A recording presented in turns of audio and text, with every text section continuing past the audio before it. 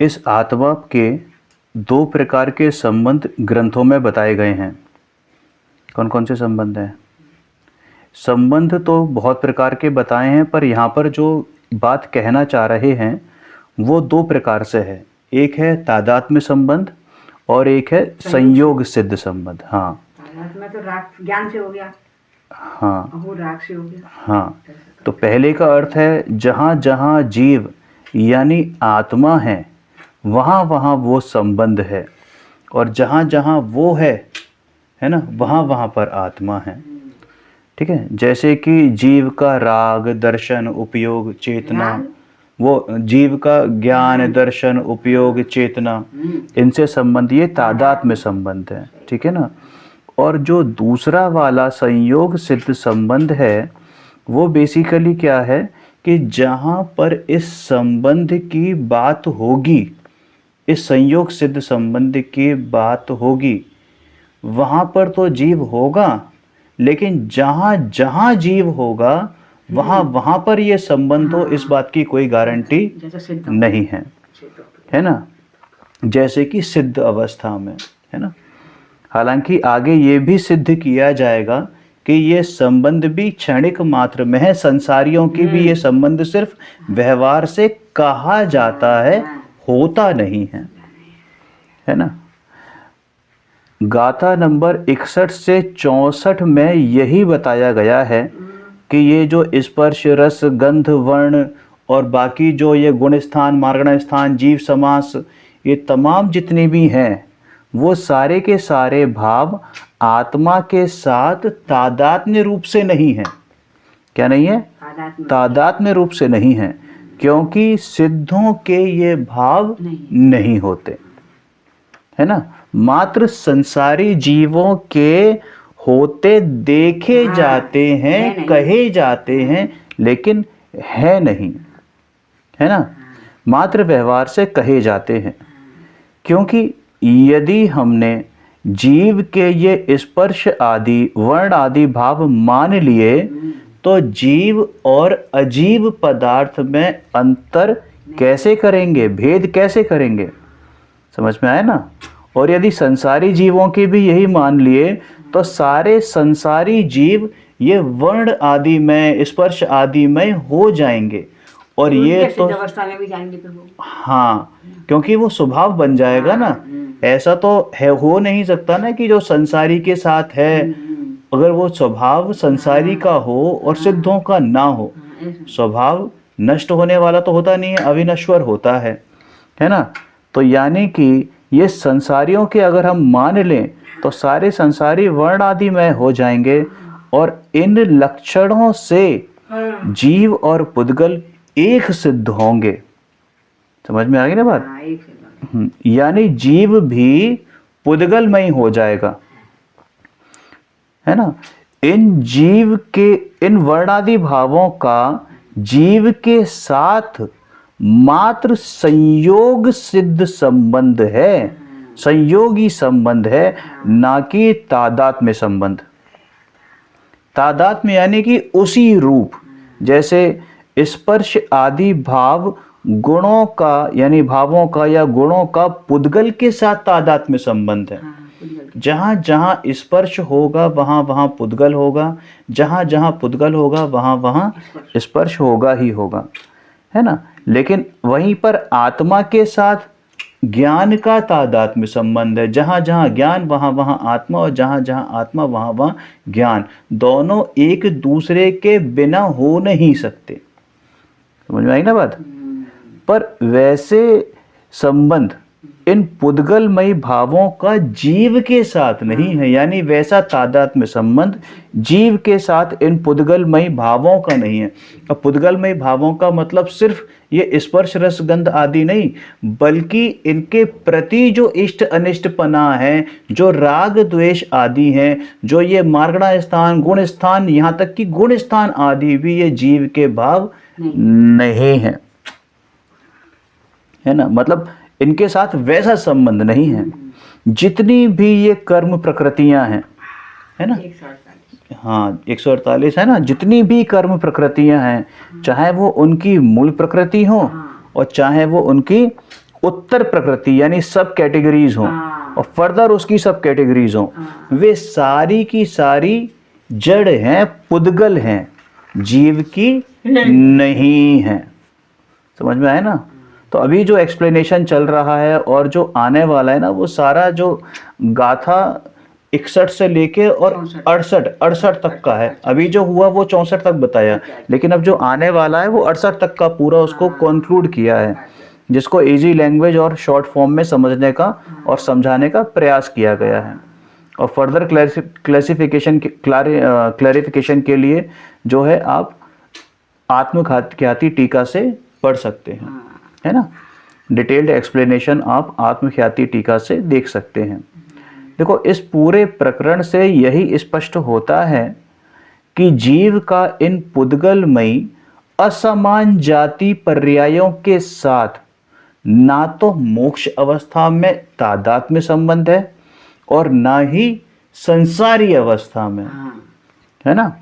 अतः ये सभी पुद्गल स्वरूपी भाव वास्तव में यानी यथार्थ से यानी निश्चय से जीव के नहीं है, भिन्न ही हैं। ध्यान रहे, यहाँ जिस जीव की बात चल रही है वह जीव परमार्थ जीव है, शुद्ध जीव है, निश्चय जीव है, क्योंकि ये ध्रुव की बात है। अरे दृष्टि के विषयभूत जीव की बात है, ध्यान के ध्येय की बात है, उस परम शुद्ध निश्चय नए स्वरूप ज्ञान का गे रूप जो जीव है उसकी बात है। परम पारिणामिक भाव रूप की बात है, यानी स्वभाव भाव वाला जीव उसकी बात है। एक टंकोत्कीर्ण ज्ञायक भाव जो छठवीं गाथा में ज्ञायक एक भाव लिया गया था उसकी बात है। इसी अपरिणामी ध्रुव त्रिकाली अखंड ज्ञायक भगवान आत्मा का आश्रय लेने से ही सम्यक दर्शन, सम्यक ज्ञान और सम्यक चारित्र प्रकट होता है। अपने इसमें अपनापन स्थापित करने, अपने इसमें ही, है ना, अपनापन स्थापित करने का नाम ही सम्यक दर्शन है ना? इसे निज जानने का नाम ही सम्यक ज्ञान है और इसमें ही जमने रमने का नाम सम्यक चारित्र है। और यही जिनागम का सार है, सर्वस्व है, परमागम का सर्वस्व है। बापू और अधिक क्या कहें, आत्मार्थी के लिए तो यही सब कुछ है, जो कुछ है सो यही है। यही धर्म का एकमात्र आधार है, सार है। इसलिए मात्र इसे जानना ही जानना है, इसे मानना ही मानना है और इसमें रमना ही असली रमणता है। बाकी सबका विकल्प तो मात्र यों ही भार झोंकना ही है। अतः भावना यही है कि सभी आत्मार्थियों को इसे जानने में ही जीवन लगा देना चाहिए, इसका अनुभव करने में ही संपूर्णतः समर्पित हो जाना चाहिए, क्योंकि इसमें उपयोग का लगाना ही उपयोग का सदुपयोग है। समझ में आया? और यही मनुष्य भव की सार्थकता है। क्लियर है?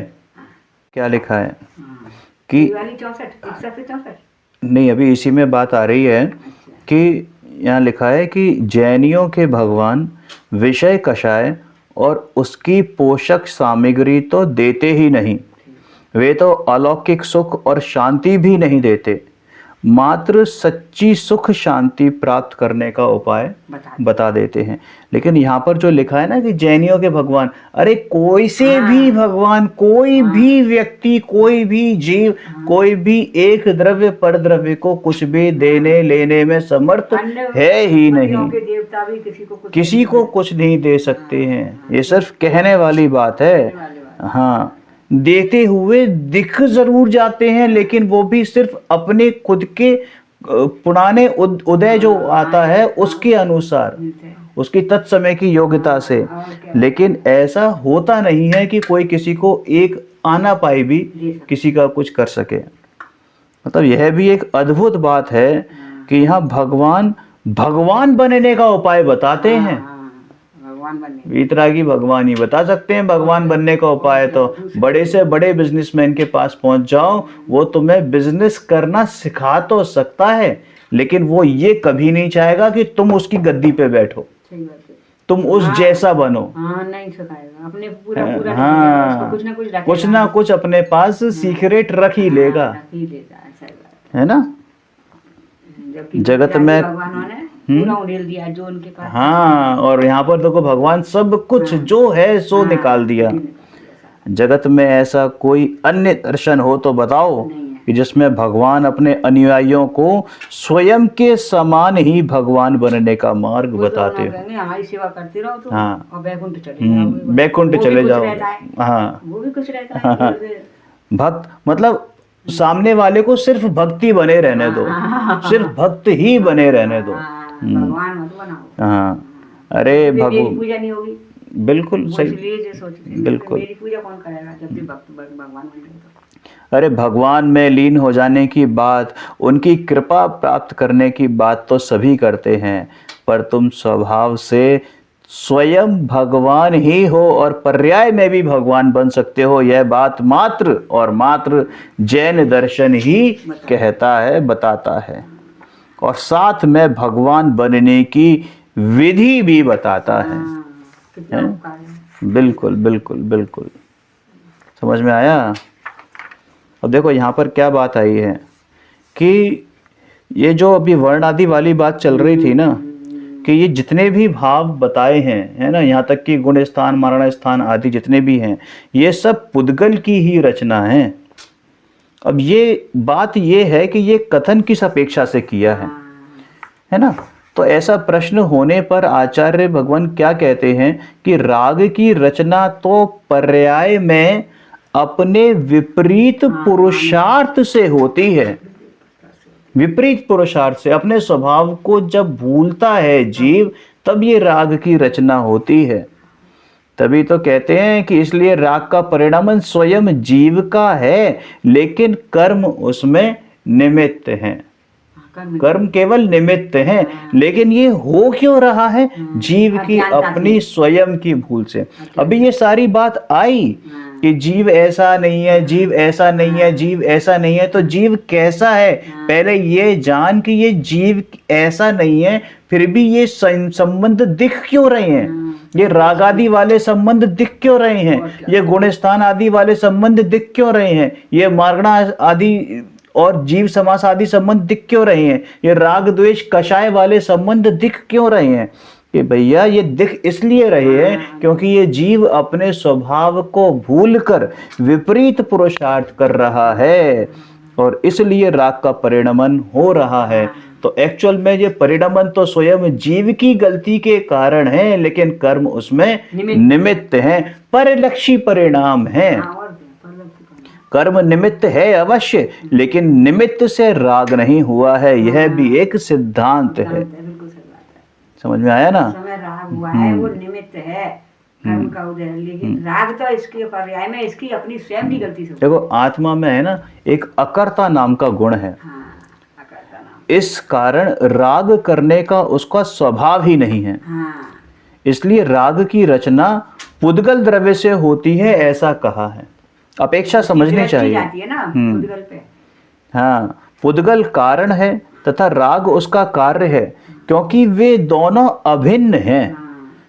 यहाँ वस्तु के स्वभाव की बात है, क्योंकि यहाँ पर हमें उसकी दृष्टि करानी है। किसकी? द्रव्य की दृष्टि करानी है, उस ध्रुव की दृष्टि करानी है, उस चिदानंद स्वरूपी भगवान आत्मा की दृष्टि करानी है। समझ में आया? अरे यहाँ जीव की जब बात आए तो ये समझना कि यहाँ अखंड अभेद एक रूप चैतन्य घन स्वरूपी भगवान आत्मा की टंकोत्कीर्ण एक ज्ञायक भाव की बात है, क्योंकि इस चैतन्य घन स्वरूपी भगवान आत्मा की दृष्टि करने से ही सम्यक दर्शन प्रकट होता है, यानी धर्म की पहली स्टेज क्रॉस होती है। समझ में आया? ऐसे शुद्ध जीव की दृष्टि कराने के लिए ही यहाँ रंग राग और भेद के भावों को पुद्गल की ही रचना है, ऐसा कहा है। अरे यहाँ तो आत्मद्रव्य का पूर्ण स्वभाव बताना है, परंतु जब पर्याय की बात हो तब पर्याय में ये जीव स्वयं राग करता है और पुद्गल तो इसमें निमित्त मात्र है, ऐसा कहने में आता है। निमित्त से राग होता है ऐसा नहीं है। जब आरोप तो जब आएगा ना, जब इसमें कार्य होगा, बिल्कुल सही बात है ना। विकार के परिणमन में पर कारक की भी अपेक्षा नहीं है।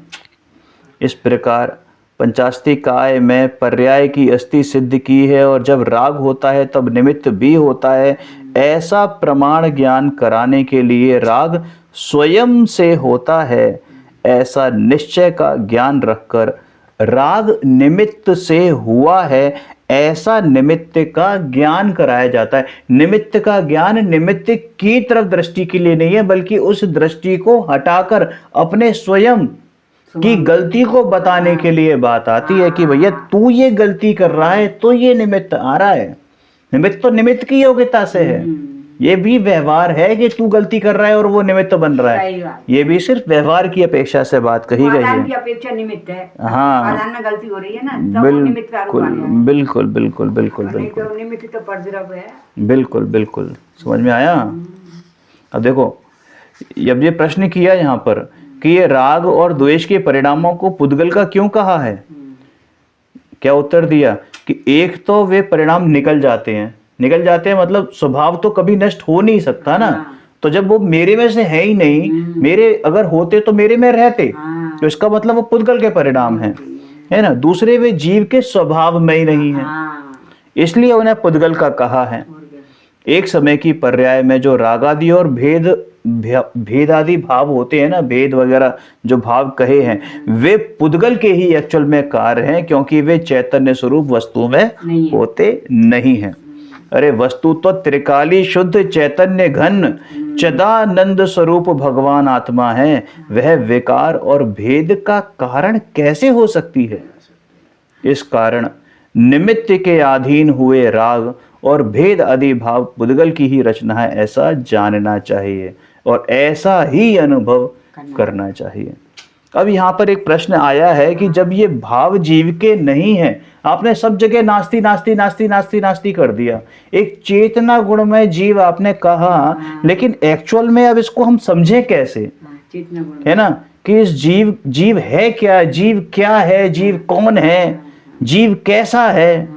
तो उसका आंसर क्या दिया है, देखो, स्वानुभूति में जो प्रकट अचल अनादि अनंत स्वयं जीव चैतन्य में जग मगात अत्यंत। हाँ, यानी कि जो अनादि है, अनंत है, अचल है, स्वयं संवेद्य है, प्रगट है, चैतन्य स्वरूप है और अत्यंत प्रकाशमान है, वही जीव है। यानी वही मैं हूँ, वही मैं हूँ, वही मैं हूँ। समझ में आया। अब देखो, नाटक समय सार में भी इसका कलश आया है। नहीं, ये नहीं, दूसरा है। निराबाध चैतन अलख जान सहज स्वकीय अचल अनादि अनंत नित प्रगट जगत में जीव। इंद्रियों से दिखाई नहीं देने वाला यह अलख निरंजन चैतन्य आत्मा निराबाध है। निराबाध मतलब किसी भी बाधा, किसी प्रकार की भी बाधा से रहित है, अचल है, अनादि है, अनुपम है, अनंत है, नित्य है और सहज स्वभाव से स्वयं ही जानने योग्य है। यह बात जगत प्रसिद्ध ही है। अरे ना तो कभी इसका आदि हुई, ना कभी इसका अंत हुआ। अरे जन्म मरण से रहित है, क्योंकि लोक में जन्म आदि का और मरण अंत का सूचक है। जब यह आत्मा अनादि अनंत है तो इसके जन्म मरण कैसे हो सकता है। समझ में आया।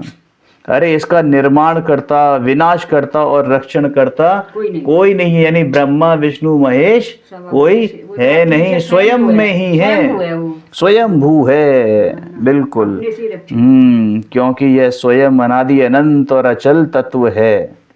समझ में आया? ये ज्ञान दर्शन स्वभावी होने से चैतन्य है, अपने चैतन्य स्वभाव से सदा प्रकट है। और यह स्वयं जगमगाती हुई जो ज्योति है ना, प्रकाशमान ज्योति है, ये कोई छुपा हुआ पदार्थ नहीं है। अरे सूर्य के समान स्वयं प्रकाशित होता हुआ ऐसा पदार्थ है, और जगत को प्रकाशित करने में पूर्ण समर्थ है। कैसा है? पूर्ण समर्थ है। बिल्कुल बिल्कुल बिल्कुल। और कहा भी है ना कि ये कैसा प्राप्त होता है कि अपने स्वयं के आत्मानुभव से प्राप्त होता है। है ना वो मैं ज्ञानानंद स्वभावियों की लास्ट लाइन, आत्मानुभूति से प्राप्त तत्व मैं ज्ञानानंद स्वभावी हूँ। ऐसा यह भगवान आत्मा ही मैं हूँ।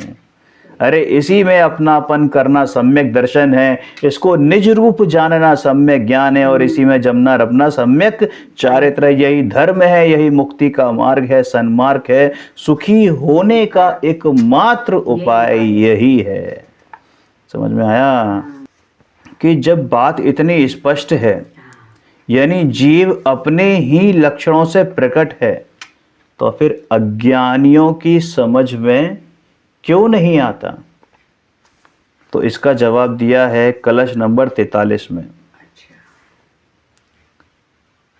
निज लक्षणों की भिन्नता से जीव और अजीव को, जब स्वयं से ही ज्ञानी जन भिन्न भिन्न ही हैं जानते, जग में पड़े अज्ञानियों का अमर्यादित मोह यह, अरे तब भी नाचता क्यों, खेद है आश्चर्य है।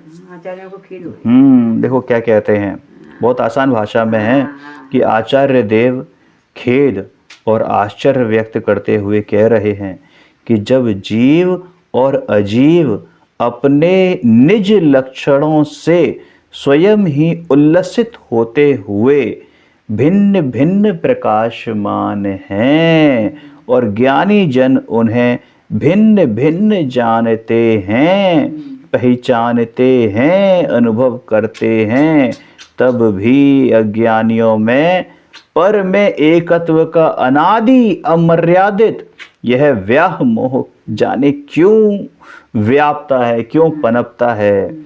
यह मोह न जाने क्यों नाचता है। यह बहुत ही खेदपूर्ण बात है। सही बात है। अरे यह अज्ञान की महिमा है कि पर में एकत्व के मोह की महिमा है, मिथ्यात्व की ही महिमा है कि इतनी स्थूल बात भी ज्ञानी की समझ में नहीं आती। इतनी बार पढ़ सुन लिया, इतनी बार पढ़ सुन लिया कि मैं जीव हूँ, मैं जीव हूँ, मैं जीव हूँ, ये जीव जुदा पुद्गल जुदा, कितनी बार पढ़ लिया, लेकिन फिर भी ये बात अज्ञानी की समझ में नहीं आती है। ये मोह की महिमा जानो। बिल्कुल बिल्कुल बिल्कुल। अरे ये जीव चेतन है, अजीव अचेतन है, इस प्रकार दोनों में लक्षण भेद होने से दोनों ही न्यारे न्यारे हैं। कितनी बार ये बात इस जीव ने सुनी है, लेकिन सुनकर भी अनसुनी कर दी है। बिल्कुल बिल्कुल बिल्कुल, अनसुनी कर दी है। समझ में आया? देखो आगे एक और चीज लिखी है कि इस अनादिकालीन महा अविवेक के नाटक में, ये अविवेक का नाटक होता है ना, जीव और अजीव एक साथ आए और अभी भी अलग नहीं हो रहे हैं, एक साथ ही जुड़े हुए हैं। ये मोह का नाटक है। लेकिन जो बुद्धिमान हैं, बुद्धिशाली जीव हैं, उन्होंने समझ लिया कि ये जीव अलग है और ये अजीव अलग है। इस अनादिकालीन महा अविवेक के नाटक में ये वर्ण आदिमान पुद्गल ही नाचता है, अन्य कोई नहीं, क्योंकि यह जीव तो रागादिक पुद्गल विकारों से विलक्षण, निराला, यूनिक, शुद्ध चैतन्यमय धातुमय मूर्ति है। समझ में आया? कितना खूबसूरत बात कही है यहाँ पर, है ना। अब देखो क्या कहते हैं कि भेद ज्ञान की जो वो है ना, अब इनको भिन्नता करवानी है। क्या करवानी है? भिन्नता करवानी है इन रागादि भावों से। तो भिन्नता करवानी कैसे है कि वो प्रज्ञा छेनी का इस्तेमाल करके, यानी वो आरी का इस्तेमाल करके। तो उसके बारे में क्या कहा कि जब इस तरह धारा प्रवाही ज्ञान का आरा चला, तब जीव और अजीव में अति विकट विघटन हो चला। अब जब तलक हो भिन्न जीव अजीव, उसके पूर्व ही यह ज्ञान का घन पिंड निज ज्ञायक प्रकाशित हो उठा। इस तरह भेद ज्ञान की भावना को धारा प्रवाही रूप से नचाते नचाते जीव और अजीव का प्रकट विघटन हुआ नहीं कि भगवान आत्मा अनुभव में प्रकाशित हो उठा, अनुभव में प्रतिष्ठित हो उठा। क्या कहा है कि ज्ञान रूपी आरा आरा निरंतर चलाए जाने पर जब तक जीव और अजीव दोनों ही प्रकट रूप से अलग अलग नहीं हो पाए, यह ज्ञायक भाव रूप भगवान आत्मा अत्यंत विकसित अपनी चैतन्य शक्ति से विश्वव्यापी होता हुआ तीव्र गति से अपने आप ही प्रकट प्रकाशित हो उठा। आहा। देखो इस कलश का आशय दो प्रकार से लिया है कि जो उपयुक्त ज्ञान का अभ्यास करते करते, मतलब जो भेद ज्ञान कि ये मैं नहीं और ये मैं, चैतन्य गुणमय आत्मा को पहचाना अलग से और ये रागादि भावों को अलग खाते में डाला। तो ऐसे भेद ज्ञान का अभ्यास करते करते जहाँ जीव और अजीव दोनों स्पष्ट भिन्न समझ में आए कि तत्काल ही आत्मा का निर्विकल्प अनुभव हो जाता है, सम्यक दर्शन हो जाता है। एक तो ये बात आई है। दूसरा क्या कहते हैं कि इन जीव अजीव का इस प्रकार है कि जीव अजीव का अनादिकालीन संयोग पूर्णतः अलग अलग होने से पूर्व, अर्थात जीव का मोक्ष के पूर्व भेद ज्ञान के भाते भाते अमुक दशा होने पर निर्विकल्प धारा जागी, जिसमें केवल आत्मा का अनुभव रहा और वह श्रेणी अत्यंत वेग से आगे बढ़ते बढ़ते केवल ज्ञान प्रकट हो गया और अघातीय कर्मों का भी नाश होने पर जीव द्रव्य अजीव से पूर्णतः भिन्न हो गया। हाँ। एक पहले क्या था? देखो पहले क्या था ना कि ज्ञान ही प्रत्याख्यान है। तो पहले भेद ज्ञान से निर्णय किया और भेद ज्ञान पूर्वक उसने अपने आप को भिन्न जाना और भिन्न माना, तो ये सम्यक दर्शन की प्राप्ति हो गई। अब वास्तव में पर्याय में भी वो जो जीव अजीव थे वो क्या हो गए? जुदा जुदा हो गए और घातीय कर्मों के बाद अघातीय कर्मों का भी नाश हो गया। समझ में आया? देखो इस भेद ज्ञान तब तक ठीक है जब तक कि मुक्ति की प्राप्ति नहीं हो जाती। जब परम ज्योति पूर्णतः प्रकट हो गई तब तो फिर किसी प्रकार का विकल्प ही नहीं रहता है। समझ में आया?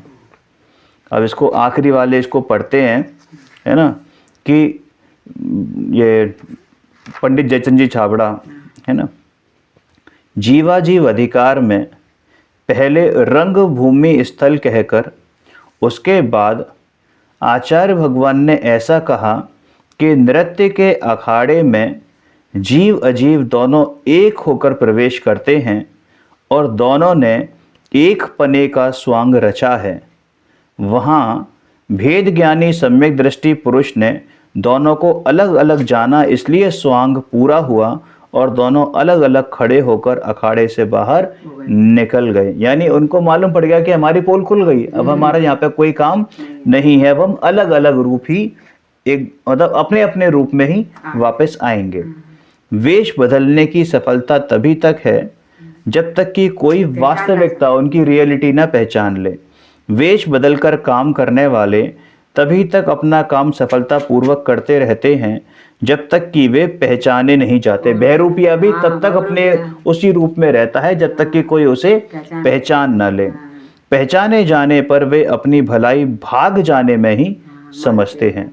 अरे लोक की इस स्थिति को नाटक में भी स्वीकार किया जाता है।